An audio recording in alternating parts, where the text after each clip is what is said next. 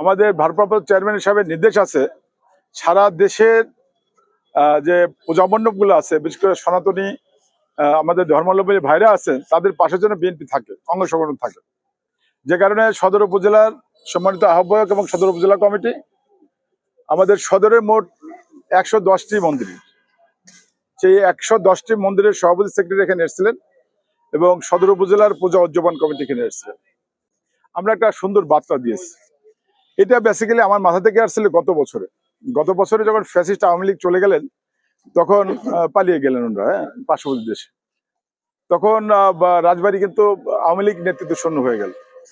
আমি বলেছি বিএনপি হলো না ডান না বাম, মধ্যপন্থী একটা দল, যেটা জিয়া রহমান সাহেব আদর্শটা দিয়ে গেছিলেন।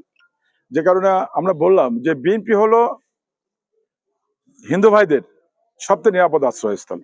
বিএনপি যে 4 বার ক্ষমতায় ছিলেন জনগণের ভোট নিয়ে, যদি আবার জনগণ বিএনপির উপর আস্থা রাখতে পারে এবং বিএনপি সরকার গঠন করতে পারে, যে সরকারের নেতৃত্ব দেবে আমাদের ভারপ্রাপ্ত চেয়ারম্যান জনাব তারেক রহমান সাহেব, সে কিন্তু 31 দফার যে রাষ্ট্র কাঠামো সংস্কারের যে ঘোষণা করেছেন, তার ভিতরে অন্যতম দফা কিন্তু রেইনবো নেশন।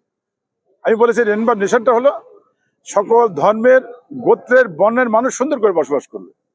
এটা মানুষের সবচেয়ে বড় অধিকার, তার জন্মগত অধিকার, মাটির অধিকার। শুধু ধর্মীয় কারণে নির্যাতিত হবে। এবং বলেছে যে বিএনপি সংখ্যা গরু আর সংখ্যা লঘু, এটা বিএনপি বিশ্বাস করে না।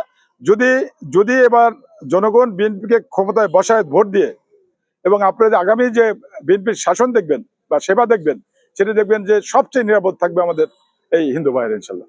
এবং আমি কিন্তু বলেছি অষ্টমীতে আমি থাকবো হলো গলন্দ, নবমী থাকবো আমি সদর উপজেলায়, এবং দশমীতে থাকবো, যেহেতু পৌরসভা সবচেয়ে সম্মানিত লোকজন এখানে বসবাস করে, দশমীর দিন আমি পৌরসভার মন্দিরগুলো থাকবো আমাদের এই আমাদের আহ্বায়ক সহ সবাইকে সাথে দিয়ে। ওরা ভালো থাকেন।